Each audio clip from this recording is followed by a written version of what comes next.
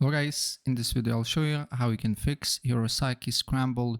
As you can see here, event or race do not track even after you won the first place. So what you need to do here is to press enter the championship, and then what you need to do here, because as you can see here on the map, it's a festival event here, so you need to change to a normal one.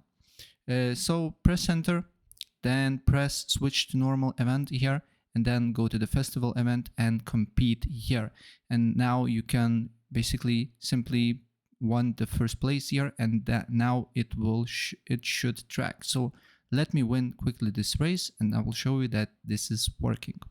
So guys, unfortunately I didn't win it, but as you can see here, I could see that my best position is 8, and now basically it's tracking. So do what I did here and you will have no problems. So yeah, that's basically it.